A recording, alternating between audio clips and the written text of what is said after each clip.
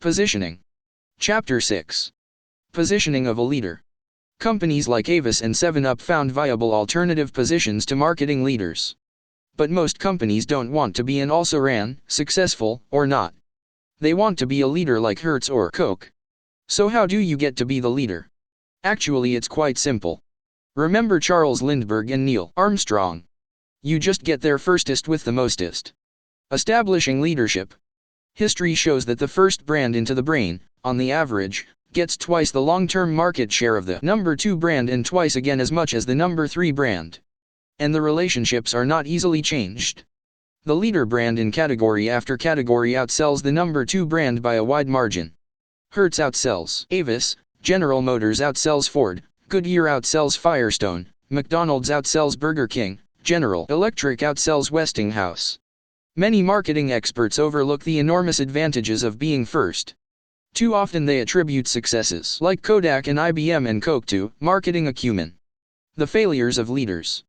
Yet when the shoe is on the other foot, when a marketing leader isn't first in a new category, the new product is usually an also-ran.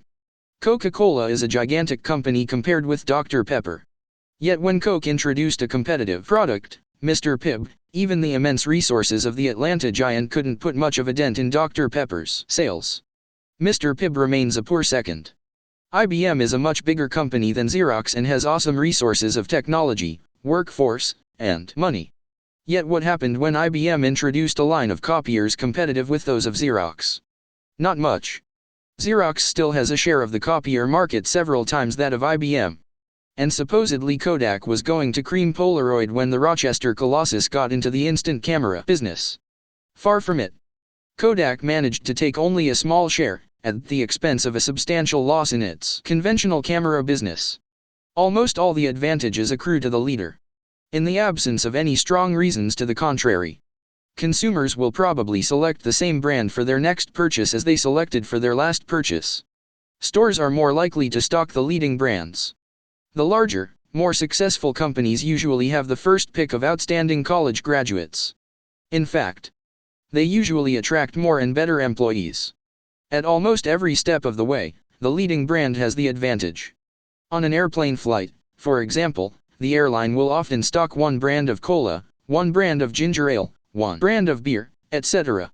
On your next flight, see if the 3 brands aren't Coke, Canada Dry, and Budweiser, the 3 leading brands of cola, ginger ale, and beer. The instability of equality. It's true that in some categories the 2 leading brands run neck and neck. What's equally true is that these categories are inherently unstable. Sooner or later, you can expect one brand to get the upper hand and open a lead which eventually will reach a stable 5-3 or 2-1 ratio. Consumers are like chickens. They are much more comfortable with a pecking order that everybody knows about and accepts. Hertz and Avis. Harvard and Yale. McDonald's and Burger King. When 2 brands are close, one or the other is likely to get the upper hand and then dominate the market for years to come. Between 1925 and 1930, for example, Ford and Chevrolet were locked in a head-to-head battle. Then Chevrolet took the lead in 1931. In the model years since, including dislocations caused by depression and wars, Chevrolet has lost the lead only 4 times to Ford. The time for extra effort is clearly when the situation is in doubt. When neither side has a clear-cut superiority. Winning the battle for sales leadership in a single year will often clinch the victory for decades to come. It takes 110% of rated power for a jet to get its wheels off the ground. Yet when it reaches 30,000 feet, the pilot can throttle back to 70% of power and still cruise at 600 miles per hour. Strategies for maintaining leadership. Question: where does the 800-pound gorilla sleep? Answer: anywhere he wants to. Leaders can do anything they want to. Short term, leaders are almost invulnerable. Momentum alone carries them along. Old wrestling expression: you can't get pinned when you're on top. For General Motors, Procter & Gamble, and the leaders of this world, the worries are never about this year or next. Their worries are long-term.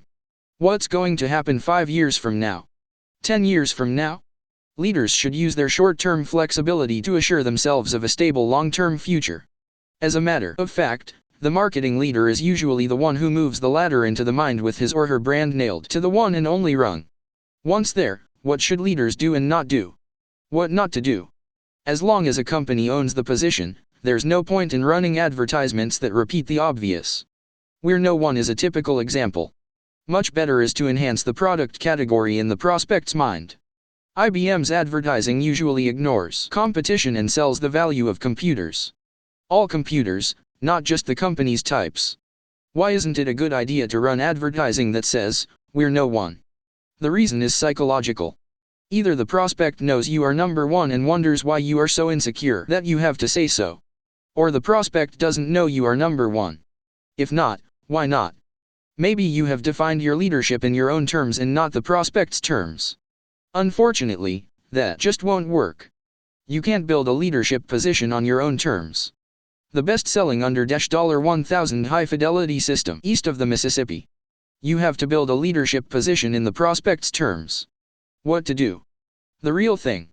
This classic Coca-Cola advertising campaign is a strategy that can work for any leader. The essential ingredient in securing the leadership position is getting into the mind first. The essential ingredient in keeping that position is reinforcing the original concept.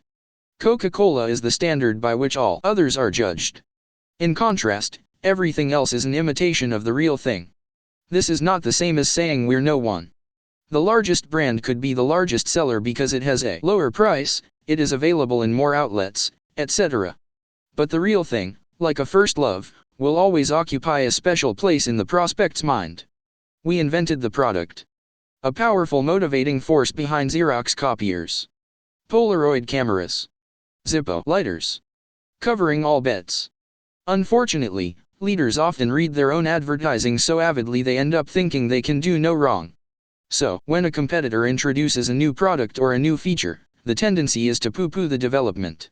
Leaders should do the opposite. They should cover all bets. This means a leader should swallow his or her pride and adopt every new product development as soon as it shows signs of promise. General Motors spent $50 million to cover the Wankel engine when it was offered to the automotive industry. Money down the drain? Not necessarily. General Motors probably looks on the $50 million spent to buy a Wankel license as cheap insurance to protect an $84 billion a year business. Suppose the Wankel had become the automotive engine of the future. And Ford or Chrysler had been the first to buy the rights. Where would General Motors be now? Right where Kodak and 3M are in office copiers. When these two leaders in coated paper copiers had a chance to cover by buying rights to Carlson's xerography process, they declined. Nobody would pay 5 cents for a plain paper copy when they could get a coated paper copy for $1.50. Logical enough. But the essence of covering is protection against the unexpected. And the unexpected did happen. Haloid took a chance on the Carlson patents, and today the company, successively Haloid Xerox and then Xerox, is a $9 billion giant. Bigger than 3M and only a step behind Kodak. Fortune calls the Xerox 914 plain paper copier probably the single most profitable product ever manufactured in the United States. And what did Xerox do for an encore? Almost nothing. The spectacular success of the 914 was followed by one failure after another. Most notably in computers. Power from the product. Only when our office copying success has been repeated, not once, but several times, said the Xerox chairman early on in the company's diversification game, can we fairly reach the conclusion that this organization has the kind of power that can be relied upon again and again. This is the classic mistake made by the leader. The illusion that the power of the product is derived from the power of the organization. It's just the reverse. The power of the organization is derived from the power of the product, the position that the product owns in the prospect's mind. Coca-Cola has power. The Coca-Cola Company is merely a reflection of that power. Outside the cola field, the Coca-Cola Company has to earn its power the hard way, either by getting into the mind first, by establishing a strong alternative position, or by repositioning the leader.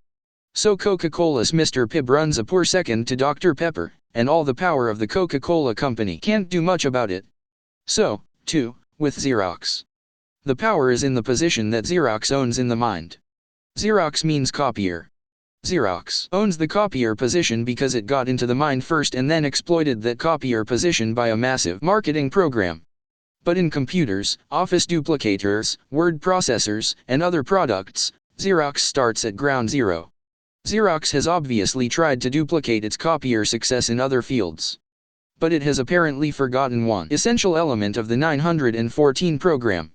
It was the first to fly the plain paper copier ocean, covering with multi-brands. Most leaders should cover competitive moves by introducing another brand. This is the classic multi-brand strategy of Procter & Gamble. It may be a misnomer to call it a multi-brand strategy. Rather, it's a single-position strategy. Each brand is uniquely positioned to occupy a certain location in the mind of the prospect. When times change, when new products come and go, no effort is made to change the position. Rather, a new product is introduced to reflect changing technologies and changing tastes. In other words, Procter & Gamble recognizes the enormous difficulty of moving an established position. When you have one already established, why change it? It may be cheaper and more effective in the long run to introduce a new product, even if you eventually have to kill off an old, established name. Ivory was a soap. It still is. When heavy-duty laundry detergents became available, the pressure was probably on to introduce Ivory detergent. But this would have meant changing the position of Ivory in the prospect's mind. A much better solution was Tide. Now the new detergent concept had a new name to match. And Tide became an enormous success. And when Procter & Gamble introduced a dishwasher detergent, they didn't call it dishwasher Tide. They called it Cascade. Each leading Procter & Gamble brand has its own separate identity: Joy, Crest, Head & Shoulders, Sure, Bounty, Pampers, Comet, Charmin, and Duncan Hines. Not a Plus, Ultra, or Super in the lot. So a multi-brand strategy is really a single-position strategy. One without change. Ivory has been going strong for 99 years. Covering with a broader name. What dethrones a leader, of course, is change. The New York Central Railroad was not only the leading railroad in the 20s, it was also the bluest of blue-chip stocks. Several mergers later, the Penn Central, as it is called today, is an anemic relic with scarcely a trace of its former glory. American Airlines, on the other hand, is flying high.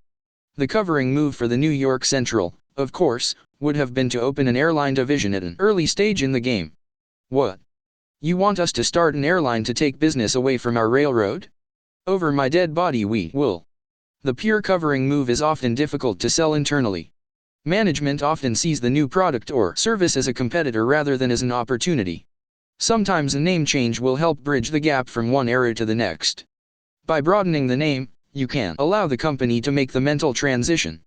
Sales management changed its name to sales and marketing management to encompass the fast-growing function of marketing. At some point in the future the publication could drop the other shoe and change again to marketing management. From Haloid to Haloid, Xerox to Xerox is the general pattern. You know, of course, how the Kodak company got its name. From Eastman to Eastman, Kodak to Kodak. Right? Well, they haven't dropped the other shoe yet. So the official name is still the Eastman Kodak Company. The Direct Mail Association changed its name a number of years ago to Direct Mail Marketing Association, a recognition of the fact that mail was only one of the ways for a company to do direct marketing. So recently they changed again, to the Direct Marketing Association. While a New York Central transportation company might not have been a success either, there is plenty of evidence to indicate that people take names very literally. Eastern Airlines, for example. Government agencies are usually very good at the game of broadening the name. The Department of Housing and Urban Development, for example. It used to be the Housing and Home Finance Agency. By broadening the name, a government agency can enlarge its scope of operations, increase its staff, and naturally justify a larger budget. Oddly enough, one agency that missed a bet was the Federal Trade Commission. A broader name would be Consumer Protection Agency, a name that would also take advantage of a current hot topic. Leaders can also benefit by broadening the range of applications for their products. Arm & Hammer has done a good job in promoting the use of baking soda in the refrigerator. The Florida Citrus Commission promotes orange juice, the largest selling fruit drink, for lunch snacks, with meals, etc. It isn't just for breakfast anymore, say the commercials. Business Week, the leading business magazine, has successfully promoted itself as a good publication for consumer advertising. Today roughly 40% of its advertising volume is in consumer products. Leadership is not the end of a positioning program. It's only the start. Leaders are in the best position to exploit opportunities as they arise. Leaders should constantly use the power of their leadership to keep far ahead of the competition. Chapter 7. Positioning of a follower. What works for a leader doesn't necessarily work for a follower. Leaders can often cover a competitive move and retain their leadership. But followers are not in the same position to benefit from a covering strategy. When a follower copies a leader, it's not covering at all. It's better described as a Me Too response. Usually phrased more diplomatically as keeping in tune with the times. Why products fail. Most products fail to achieve reasonable sales goals because the accent is on better rather than speed. That is, the number 2 company thinks the road to success is to introduce a Me Too product, only better. It's not enough to be better than the competitor. You must introduce your product before someone else has a chance to establish leadership. With a more massive advertising and promotion launch. And a better name. More on this point later. Yet the opposite normally occurs. The Me Too company wastes valuable time on improving the product. Then the launch is made with a smaller advertising budget than the leaders. And then the new product is given the house name, because that's the easy way to ensure a quick share of market. All deadly traps in our over-communicated society. How do you find an open position in the prospect's mind? Cherchez le créneau. The French have a marketing expression that sums up this strategy rather neatly. Cherchez le créneau. Look for the hole. Cherchez le créneau and then fill it. That advice goes against the bigger and better philosophy ingrained into the American spirit. Another typically American attitude makes positioning thinking difficult. Ever since childhood, we have been taught to think in a certain way. The power of positive thinking, Norman Vincent Peale called it. An attitude which may sell a lot of books, but which can destroy a person's ability to find a créneau. To find a créneau, you must have the ability to think in reverse, to go against the grain. If everyone else is going east, see if you can find your créneau by going west. A strategy that worked for Christopher Columbus can also work for you. Let's explore some strategies for finding créneaux. The size créneau. For years, Detroit automakers were on a longer, lower kick. Each model year, cars became more streamlined. Better looking. Enter the Volkswagen Beetle. Short, fat, and ugly. The conventional way to promote the Beetle would have been to minimize the weaknesses and maximize the strengths. Let's get a fashion photographer who can make the car look better than it is. Then we'll play up the reliability angle, is your ordinary strategy. But the créneau was size. The most effective ad Volkswagen ever ran was the one which stated the position clearly and unequivocally. Think small. With 2 simple words, this headline did 2 things at once. It stated the Volkswagen position, and it challenged the prospect's assumption that bigger is necessarily better. The effectiveness of this approach, of course, depends on the existence of an open créneau in the prospect's mind. Not that there weren't other small cars on the market at the time the Beetle was introduced. There were, but no one else had preempted the small car position. Integrated circuits and other electronic devices make the small size créneau technically feasible in many product categories. Only time will tell which companies will be able to capitalize on electronics to build valuable positions based on miniaturization. The opposite presents opportunities too. There are opportunities to build positions in projection television sets and other products based on large size. The high price créneau. The classic example is Michelob. The people at Anheuser-Busch found an untapped market for a premium-priced domestic beer. And they moved into the mind with the Michelob name. High-price créneaux seem to be opening up in many product categories. As our throwaway society sees the urgent need for conversation, there's a new appreciation of a quality product designed to last. Which is one reason behind the success of $40,000 automobiles like the BMW 635 CS and $50,000 cars like the Mercedes-Benz 500 Cell. And St. DuPont, nice name, lighters it, as the ads say, $1,500 and down. Price is an advantage, especially if you're the first in the category to establish the high price créneau. Some brands base almost their entire product message on the high price concept. There is only one joy, the costliest perfume in the world. Why you should invest in a Piaget, the world's most expensive watch. High price is effective not only for luxury items like cars, perfume, and watches, but also mundane products like Whitney's yogurt and Orville Redenbacher's gourmet popping corn. Mobil 1 synthetic engine lubricant at $3.95 a quart is another example. Even traditional low-priced products like flour, sugar, and salt represent positioning opportunities. Too often, however, greed gets confused with positioning thinking. Charging high prices is not the way to get rich. Being the first to 1. Establish the high price position, 2. With a valid product story, 3. In a category where consumers are receptive to a high-priced brand is the secret of success. Otherwise, your high price just drives prospective customers away. Furthermore, the place to establish the high price is in the ads, not in the store. The price, high or low, is as much a feature of the product as anything else. If you do your positioning job right, there should be no price surprises in the store. Your ads don't have to quote exact prices, although sometimes that's a good thing to do. What they should do, however, is to clearly position your brand in a particular price category. The low price chrono. Instead of high price, the opposite direction can also be a profitable tack to take. In evaluating price as a possible chrono, keep in mind that the low price chrono is often a good choice for new products like facsimile equipment and videotape players. Products customers believe they are taking a chance on. If the thing doesn't work right, I'm not out that much money. The high price chrono is often a good choice for old, established products like automobiles, watches, and television sets. Especially those products for which customers are not happy with existing repair services. The recent introduction of generic, no-name, food brands is an attempt to exploit the low-price chrono in the supermarket. Although retailer emphasis on sales and low prices over the years have pretty much wiped out the opportunities in that direction. When you combine all three price strategies, high, standard, and low, you normally have a strong marketing approach. As Anheuser-Busch has done with Michelob, Budweiser, and Busch, their low-priced beer. The weakest brand, of course, is Busch because of the poor name and lack of a strong positioning concept. Why would the owner of the place put his name only on his lowest-priced product?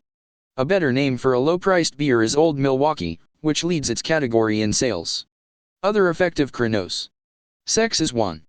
Marlboro was the first national brand to establish a masculine position in cigarettes, one reason why Philip Morris's Marlboro brand has climbed steadily in sales. From 5th place in sales to 1st place in a 10-year period. Timing is critical. In 1973 Lurillard tried to introduce its own masculine brand called Luke. The name was terrific, the packaging was great, the advertising was brilliant. From Kankakee to Kokomo along comes Luke, moving free and slow. The only thing wrong was the timing. About 20 years too late. Luke really was moving slow, so Lurillard killed him. In positioning a product, there's no substitute for getting there first. What masculinity did for Marlboro, femininity did for Virginia Slims, a brand that carved out a substantial share with the opposite approach. But Eve, a Me Too brand that also tried the feminine approach, was a failure. Eve was too late. When you use sex to segment a product category and establish a position, the obvious approach isn't always the best. Take perfume, for example. You'd think that the more delicate and feminine the brand, the more successful it would be. So what's the largest selling brand of perfume in the world? No, it's not Arpege or Chanel No. 5. It's Revlon's Charlie. The first brand to try a masculine name complete with pantsuit ads. The knockoff brand, Just Call Me Maxi, was not only poorly done but reportedly cost the president of Max Factor his job. The Charlie success story illustrates the paradox of established product categories like perfume. The bulk of the business is in one direction, feminine brand names, but the opportunity lies in the opposite, a masculine brand name. Age is another positioning strategy to use. Geritol Tonic is a good example of a successful product aimed at older folks. Aim toothpaste is a good example of a product aimed at children. Aim has carved out 10% of the toothpaste market. A tremendous accomplishment in a market dominated by two powerful brands, Crest and Colgate. Time of day is also a potential positioning possibility. NyQuil, the first nighttime cold remedy, is one example. Distribution is another possibility. L-Eggs was the first hosiery brand to be distributed in supermarkets and mass merchandise outlets. L-Eggs now is the leading brand, with sales in the hundreds of millions. Another possibility is the heavy user position. The one beer to have when you're having more than one positioned Schaefer as the brand for the heavy beer drinker. The factory chrono. One common mistake in looking for chronos is filling a hole in the factory rather than one in the mind. Ford's Edsel is the classic example. In the laughter that followed the demise of poor Edsel, most people missed the point. In essence, the Ford people got switched around. The Edsel was a beautiful case of internal positioning to fill a hole between Ford and Mercury on the one hand and Lincoln on the other hand. Good strategy inside the factory. Bad strategy outside, where there was simply no position for this car in a category already cluttered with heavily chromed, medium-priced cars. If the Edsel had been tagged a high-performance car and presented in a sleek two-door, bucket seat form and given a name to match, no one would have laughed. It could have occupied a position that no one else owned, and the ending of the story might have been different. Another fill-the-factory mistake was the National Observer, the first national weekly newspaper. Dow Jones, the Observer's proud parent, also publishes the Wall Street Journal, but only 5 days a week. Voila, you can hear somebody say, "Let's fill the factory with a weekly newspaper. That way, we get free use of those expensive journal presses." But where was the hole in the prospect's mind? He or she could already subscribe to Time, Newsweek, U.S. News and World Report, and other news magazines. Ah, you say. But the National Observer is a weekly newspaper, not a magazine. But that's playing semantic games. Prospects didn't differentiate between the two. The technology trap. Even a great technical achievement of a research laboratory will fail if there is no chrono in the mind. In 1971, Brown-Forman Distillers launched Frost 8/80ths, the first, dry, white whiskey. Frost 8/80ths should have been a big success. There was a big hole there. There was no other dry, white whiskey. As Brown-Forman President William F. Lucas said, "It was greeted with great applause by our people and a gnashing of teeth by our competitors." Yet less than 2 years later, Frost 8/80ths was dead. A multimillion-dollar failure. Volume had totaled just 100,000 cases, 1/3 of the company's projections. What went wrong? Look at the positioning claim from the prospect's point of view. The first white whiskey? Not true. There are at least 4 others. Their names are gin, vodka, rum, and tequila. As a matter of fact, Frost 8/80ths ads encouraged the prospect to look at the new whiskey as a substitute for other distilled spirits. According to the ads, Frost 8/80ths could be used like vodka or gin in martinis, like scotch or bourbon in Manhattans and whiskey sours. Don't try to trick the prospect. Advertising is not a debate. It's a seduction. The prospect won't sit still for the finer points of verbal logic.